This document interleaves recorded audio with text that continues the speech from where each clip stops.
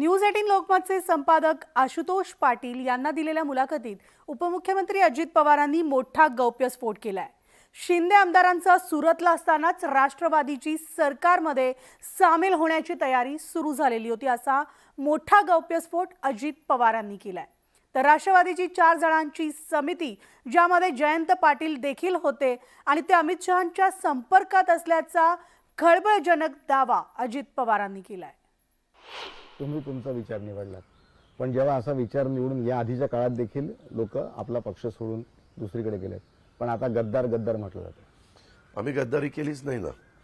आमचा पक्ष आमच्याकडेच आहे, आमचं चिन्ह आमच्याकडेच आहे। थोडंसं त्याच्यामध्ये कोर्ट मॅटर झालेली आहे, कोर्टाने काही सूचना दिलेल्या आहेत, ती नंतर तारीख पडेल, आम्ही आमची भूमिका मांडणार आहे।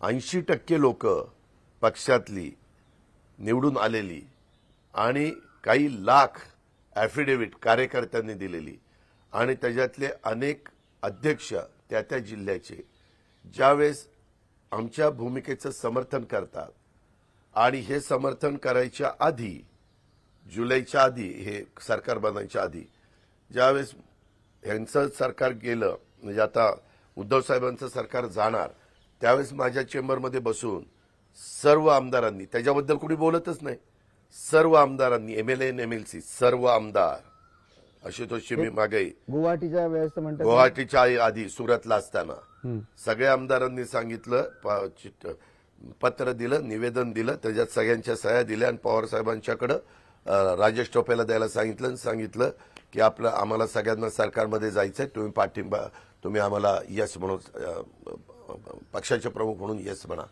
आणि मग आमच्या तिघांची कमिटी केली होती ना, आम्हाला बोलायला सांगितलं होतं। अमितभाई म्हणले की इथं येऊन बोला, प्रफुल्लभाई, जयंत पाटील, अजित पवार, परंतु ते नंतर सांगितलं तिथं नाही जायचं बोलायला, इथनंच बोलायचं। अमितभाई म्हणले अशी महत्वाची चर्चा फोनवर होत नसते, ती समोरासमोर बसून करायची असते, मी फोनवर काही बोलणार नाही, आणि त्याच्यातनं ते बारगळलं।